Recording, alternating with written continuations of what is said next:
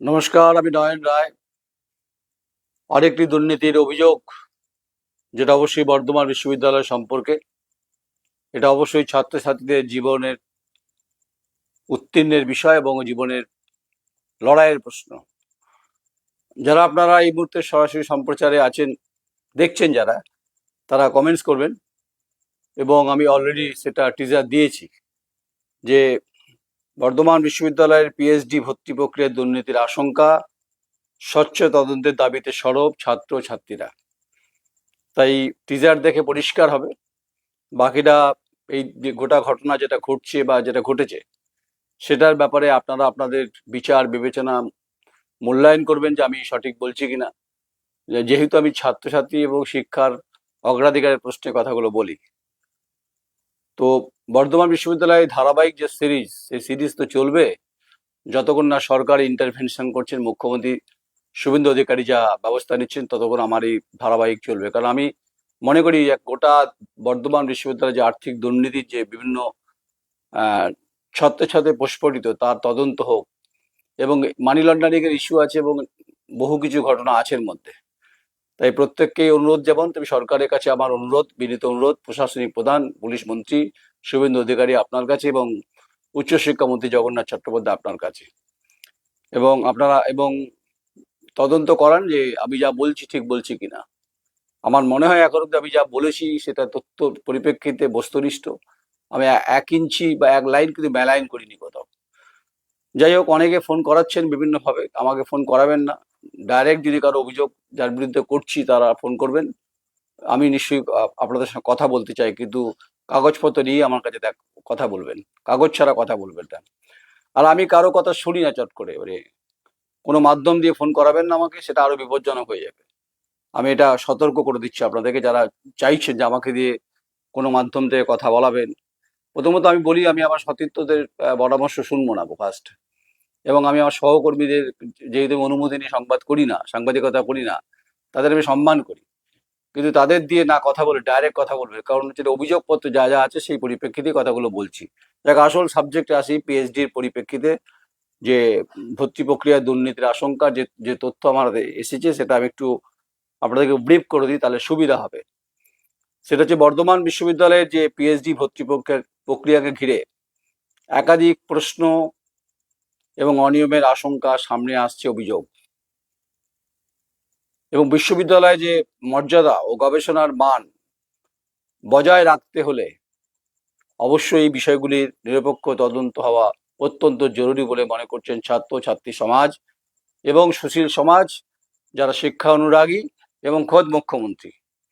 তিনি স্বচ্ছতার ব্যাপারে যখন লড়াই করছেন, স্বাভাবিকভাবে বর্ধমান বিশ্ববিদ্যালয় যেভাবে কলঙ্কিত হয়েছে আর্থিক দুর্নীতির প্রশ্নে নানান ইস্যুতে, চাবি কাণ্ড থেকে শুরু করে বহু কাণ্ডে, বহু চাকরির ক্ষেত্রে যা যা দুর্নীতি, লম্বা ফিরিস্তি বলতে পারেন, রামায়ণ বলতে পারেন। যাই হোক, যেটা বলছি যে যে অভিযোগ উঠছে, যেটা যে একটি ছাত্র সংগঠনের অখিল ভারতীয় বিদ্যার্থী পরিষদের সঙ্গে যুক্ত, অভিযোগের সত্যতা আপনারা যাচাই করবেন, আমাকে সব চ্যালেঞ্জ করতে আসবেন না। তাই অখিল ভারতীয় বিদ্যার্থী পরিষদের সঙ্গে যুক্ত কয়েকজন নেতা পিএইচডি তে ভর্তি হয়ে বিশ্ববিদ্যালয় নিজেদের নাম নথিভুক্ত রেখে সক্রিয় রাজনীতি করার পরিকল্পনা করেছেন। এটা কি ঠিক? আমি অখিল ভারতীয় বিদ্যার্থী পরিষদকে বলছি, আবার বলছি যে অভিযোগ উঠছে, বারবার বলছি অভিযোগ উঠছে যে একটি ছাত্র সংগঠনের অথবা অখিল ভারতীয় বিদ্যার্থী পরিষদের সঙ্গে যুক্ত কয়েকজন নেতা পিএইচডি তে ভর্তি হয়ে বিশ্ববিদ্যালয়ে নিজেদের নাম নথিভুক্ত রেখে সক্রিয় রাজনীতি করার পরিকল্পনা করেছেন। এটা ঠিক কিনা সেটা জবাব আপনারাই দেবেন। তো লিখেছে একজন যে এটা তো ঘটনা, তলিয়ে খোঁজ নিলেই হবে, নিয়মের তোয়াক্কা না করে পিএইচডি চলছে। আমি করিনি, কমেন্টস এসছে, আরো কমেন্টস করুন আপনারা। সারা বাংলায় এই মুহূর্তে সব থেকে বর্ধমান বিশ্ববিদ্যালয়ের দুর্নীতির শিরোনামে রয়েছে। আমি জানি না সমস্ত মিডিয়া কারণ নিস্তব্ধ নীরব রয়েছেন, যারা নির্বাচনের আগে যারা চিৎকার করেছিলেন তৃণমূল কংগ্রেসের দুর্নীতির প্রশ্নে। আমি তৃণমূল কংগ্রেস কিন্তু সাধু মহারাজ বলতে পারি না, তারা গঙ্গার মতো পবিত্র নয়, তারা যমুনার মতো কলুষিত এবং হচ্ছে কদমাক্ত। তাই আপনারা প্রত্যেকটি সংবাদ মাধ্যমে যারা সতীর্থ আছেন সারা বাংলা জুড়ে এবং মেন স্ট্রিম মিডিয়াকেও বলছি, অনুরোধ করছি যে বর্ধমান বিশ্ববিদ্যালয়ের দুর্নীতিটার ফাইল আপনারাও চেষ্টা করুন ওপেন করার। তাহলে কি হবে, একটা সামগ্রিকভাবে, আমি অলরেডি চাপ শুরু হয়ে গেছে, তাই যখন আপনারা উদ্যোগ নিচ্ছেন না, আমাকেই উদ্যোগটা নিতে হয়েছে, বলে না থাক মানে ঘন্টা বাঁধার মতো কেস। তাই আমি মুখ্যমন্ত্রীর কাছে আবেদন করছি, আপনাদেরকে তো আমি আবেদন করতে পারি না, আপনারা আমার সতীর্থ, আপনাদের দায়িত্ব দায়বদ্ধতা থেকেই বলছি, আমি কাউকে ছোট করছি না, কাউকে ছোট করার ইচ্ছাও নেই, মানুষের কথাও নেই আমার। আর আমি কারো কথা শুনে সংবাদ করি এরকম ব্যাপার নয়। আমি কেউ আমাকে বলে দেবে কোনো সংবাদ মাধ্যমের বন্ধুরা যেটা করবেন না দাদা, অনুরোধ আছে, আমি রাখবো না অনুরোধ। এটা আমার পরিষ্কার দর্শন বলতে পারেন, এটা আমার ভাবনা বলতে পারেন, এটা আমার চিন্তন বলতে পারেন, এটা আমার দৃষ্টিভঙ্গি বলতে পারেন, এটা আমার হচ্ছে যে বিগত দিনে যে চলার পথে যে লড়াই এবং অতীতের যে বিভিন্ন সময় আমার ভূমিকা এবং বর্তমানে বহমান, ভবিষ্যৎ কি হবে সেটা ঈশ্বর বলতে পারবো, আমি বলতে পারবো না। কিন্তু যতক্ষণ শ্বাস ততক্ষণ আশ। তো এই বর্ধমান বিশ্ববিদ্যালয়ে দুর্নীতিতে যুক্ত বিভিন্ন ক্ষেত্রে তাকে ওপেন করার দায়িত্ব নয়নরা যখন নিয়েছে শেষ অবধি যাবে, এটা বলে রাখবেন। যাই হোক, তো যারা সক্রিয় রাজনীতি করার পরিকল্পনা করেছেন, একই সঙ্গে এমন দাবিও করা হচ্ছে যে সংশ্লিষ্ট গবেষণা নির্দেশকদের ব্র্যাকেটে গাইড প্রশাসনিক পদ পাইয়ে দেওয়ার প্রতিশ্রুতির বিনিময়ে ভর্তি প্রক্রিয়ার প্রভাব খাটানোর চেষ্টা হতে পারে বলে আশঙ্কা করছেন যারা পিএইচডি স্কলার, তারা বলছেন। এবং যারা পিএইচডি খুব গুরুত্বপূর্ণ, তারাই আশঙ্কাটা করছে, আশঙ্কাটা আমি করছি না। আর আশঙ্কার মেঘকে কাটাবার দায়িত্ব অবশ্যই আমার, সেটা কৃত্রিমভাবে নয়, সেটা হচ্ছে যে কণ্ঠস্বরের মধ্য দিয়ে তথ্যের পরিপ্রেক্ষিতে এবং মানুষের মধ্যে বিষয়টাকে রাখা। যারা শিক্ষা ব্যবস্থার সঙ্গে যুক্ত অনেক মানুষ আছেন, সারা ভারতবর্ষ জুড়ে আছেন, পশ্চিমবঙ্গ জুড়ে আছেন, তাদেরকে সঙ্গে নিয়ে লড়াই লড়তে হয়, লড়া উচিত। এই মেঘ কিন্তু জমছে, তাই যখন জমছে তাতে জল বৃষ্টি হতে পারে, যে কোনো সময় হতে পারে। আপনারা অন্তত কম্প্রোমাইজ করবেন না, বর্ধমান বিশ্ববিদ্যালয়ের দুর্নীতির প্রশ্নে কেউ কম্প্রোমাইজ করবেন না অন্তত। আমি সুশীল সমাজ, নাগরিক সমাজ, প্রত্যেকটি রাজনৈতিক দলকে আবেদন করছি, আপনারা এগিয়ে আসুন। আমি আপনাদের অনুরোধ করছি বারবার করে, এবং হচ্ছে এখান রাজ্যের মুখ্যমন্ত্রী অনুরোধ করছি, দেশের প্রধানমন্ত্রীকে অনুরোধ করছি, এবং কেন্দ্রের শিক্ষা প্রতিমন্ত্রী ডক্টর সুকান্ত মজুমদার আপনাকে অনুরোধ করছি, এবং তার সঙ্গে অনুরোধ করছি অবশ্যই যে রাজ্যের উচ্চশিক্ষামন্ত্রী জগন্নাথ চট্টোপাধ্যায়, এটা অনুরোধ করছি। আমার সতীর্থ বন্ধুদের আমি অনুরোধ করতে পারি না, কারণ অনুরোধটা কেন করবো, কারণ তাদের একটা প্রেরোগেটিভ, তাদের বাচনভঙ্গি, দৃষ্টিভঙ্গি, সাংবাদিকতার একটা ধারা আছে। আমার ধারাটা একটু অবশ্যই একই, কিন্তু একটু ভিন্ন স্বাদের, ভিন্ন মাত্রার বলতে পারেন। তাই যারা প্রশাসনিক পদ পাইয়ে দেওয়ার প্রতিশ্রুতি বিনিময় ভর্তি প্রক্রিয়ায় প্রভাব খাটানোর চেষ্টা করছেন বা চেষ্টা হতে পারে বলে আশঙ্কা করছেন অভিযোগের পরিপ্রেক্ষিতে, এই অভিযোগগুলো যে সত্যতা নিরপেক্ষ তদন্তের মাধ্যমেই সেটা যাচাই হবে, পরীক্ষা হবে। আমি অভিযোগ করছি যখন, আমার অভিযোগ আপনারা অস্বীকার করতেই পারেন, এটা আপনাদের দায়িত্ব, গণতান্ত্রিক অধিকার রয়েছে, কিন্তু তদন্ত হওয়া উচিত বলে অন্তত মনে করছেন ছাত্রছাত্রী সমাজ মনে করছেন।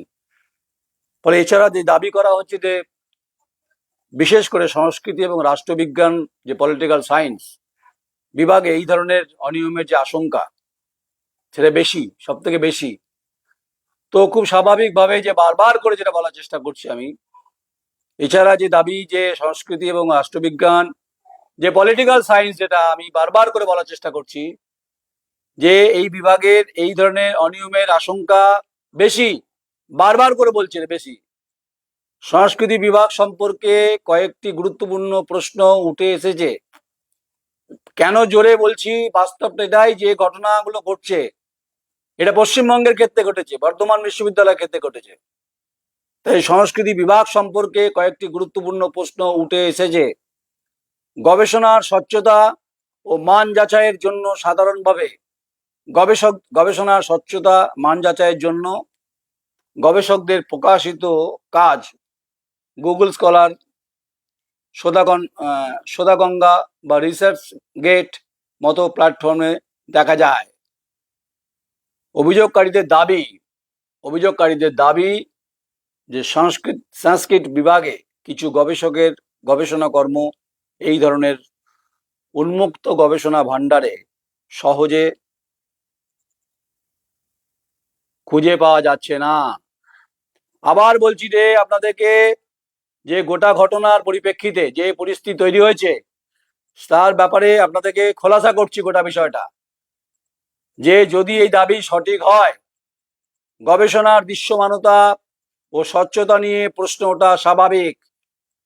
গবেষণার দৃশ্যমানতা ও স্বচ্ছতা নিয়ে প্রশ্ন ওঠা স্বাভাবিক, এটাই বাস্তব। তবে এটাও মনে রাখতে হবে, যেসব গবেষণাপত্র বা থিসিস সবসময় এইসব প্ল্যাটফর্মে থাকে এমন নয়। যেসব গবেষণাপত্র থিসিস সবসময় এইসব প্ল্যাটফর্মে থাকেই এমনটা নয়। আরো একটি অভিযোগ হলো, বর্ধমান বিশ্ববিদ্যালয়ে সংস্কৃত ব্র্যাকেটে সাহিত্য বিভাগে পাঠদান মূলত বাংলা ভাষায় হয়, যেখানে অনেকের মতো সংস্কৃত বিষয়ে উচ্চশিক্ষায় সংস্কৃত ভাষায় ব্যবহার অধিক হওয়া উচিত বলে আমার মনে হয়। অভিযোগটা সেদিকেই আছে। তবে এটি বিশ্ববিদ্যালয়ের একাডেমিক যে নীতি, তাই এ বিষয়ে তথ্যভিত্তিক আলোচনা ও স্পষ্ট ব্যাখ্যা বিশ্ববিদ্যালয় কর্তৃপক্ষের কাছ থেকে পাওয়া প্রয়োজন বলে মনে করছেন ছাত্রছাত্রী সমাজ। কানে পরিষ্কার গেল গোটা বিষয়টা।